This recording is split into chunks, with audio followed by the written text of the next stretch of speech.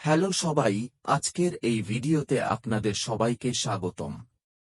আজকের এই ভিডিওতে আমরা কিছু খুবই গুরুত্বপূর্ণ আপডেট নিয়ে কথা বলতে যাচ্ছি। আমি আশা করি আপনারা ইতোমধ্যেই সেই আপডেটটি দেখে নিয়েছেন। আর যদি না দেখে থাকেন, তাহলে যাদের কেওয়াইসি ইতোমধ্যেই সম্পন্ন হয়েছে, তারা অনুগ্রহ করে নিজেদের ব্যাক অফিসে লগ ইন করে মিস্টার অ্যাশের দেওয়া আপডেটগুলো ভালো করে পড়ুন ও বুঝে নিন। জি হ্যাঁ বন্ধুরা, অ্যাকাউন্ট ভ্যালিডেশন সংক্রান্ত একটি অত্যন্ত গুরুত্বপূর্ণ আপডেট দেওয়া হয়েছে। অনুগ্রহ করে সেটি ভালোভাবে পড়ুন, বুঝুন এবং অবশ্যই আপনার সার্কেলের সবার সাথে শেয়ার করুন কারণ এটি খুবই গুরুত্বপূর্ণ।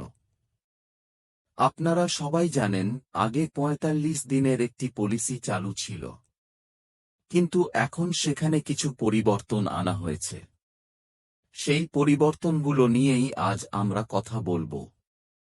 আমি সেই আপডেটের কিছু গুরুত্বপূর্ণ পয়েন্ট আমার দিক থেকে সহজভাবে ব্যাখ্যা করতে চাই, যাতে আপনাদের সবার বুঝতে সুবিধা হয়।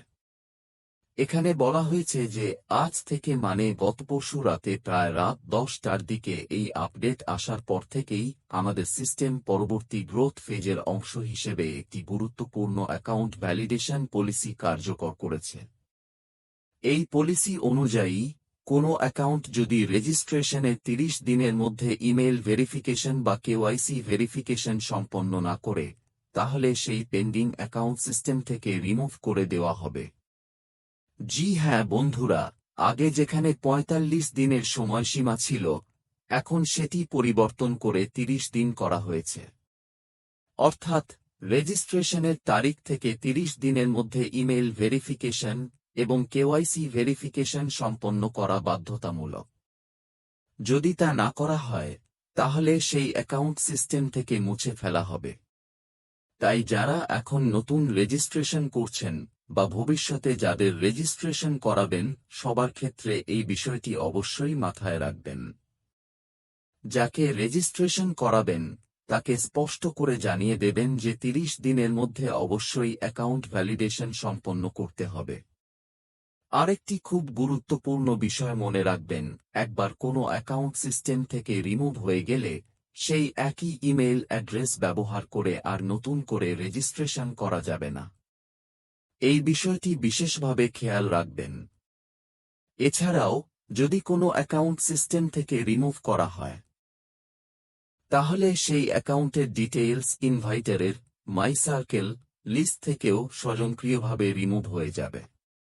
আমি আবারও বলছি, যদি কোনো অ্যাকাউন্ট রিমুভ হয়, তাহলে ইনভাইটারের মাই সার্কেল লিস্টে সেই অ্যাকাউন্টের কোনো তথ্য আর দেখা যাবে না। বন্ধুরা, এই পদক্ষেপ নেওয়া হচ্ছে আমাদের প্ল্যাটফর্মের ইন্টিগ্রিটি, কোয়ালিটি এবং স্কেলেবিলিটি বজায় রাখার জন্য। এটি কোনো বাধা সৃষ্টি করার জন্য নয়, বরং প্রোগ্রেসের জন্য নেওয়া একটি গুরুত্বপূর্ণ সিদ্ধান্ত।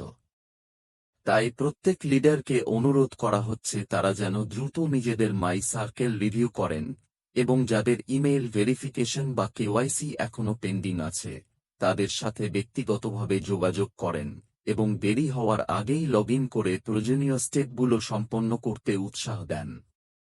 আমরা এখন আমাদের ফাউন্ডেশনকে আরও শক্তিশালী করছি, বাধাগুলো দূর করছি এবং পরবর্তী এক্সপ্যানশন ও অপরচুনিটির জন্য প্রস্তুতি নিচ্ছি। সুতরাং, যেসব লিডার এখন এগিয়ে এসে নিজেদের সার্কেলকে সাপোর্ট করবে, গাইড করবে, ভবিষ্যতে তারাই সবচেয়ে ভালো অবস্থানে থাকবে। কারণ বন্ধুরা, যখন সামনে জিনিসগুলো দ্রুত গতিতে এগোতে শুরু করবে, তখন তারাই এগিয়ে থাকবে যারা নিজেদের টিমকে সঠিকভাবে সাপোর্ট ও গাইড করেছে। মনে রাখবেন, যত বড় আপনার সার্কেল হবে এবং যত ভালোভাবে আপনি মানুষদের গাইড করবেন, ততই আপনার পজিশন ও অবস্থান শক্তিশালী হবে। বন্ধুরা, আমরা সামনে এগিয়ে যাচ্ছি এবং নেক্সট চ্যাপ্টার শুরু হতে চলেছে। তাই অফিসিয়াল আপডেটগুলো নিয়মিত ফলো করুন। বিশেষ করে ভিক্টরি উইথ অ্যাশ ব্যাক অফিসে মিস্টার অ্যাশ এর দেওয়া আপডেটগুলো ভালোভাবে বুঝে সামনে এগিয়ে যান। সবশেষে বলবো, যদি আপনি এই চ্যানেলে নতুন হয়ে থাকেন, তাহলে অবশ্যই চ্যানেলটি সাবস্ক্রাইব করুন যাতে সঠিক সময়ে সঠিক ও গুরুত্বপূর্ণ আপডেটগুলো আপনি নিয়মিত পেতে পারেন। ধন্যবাদ বন্ধুরা।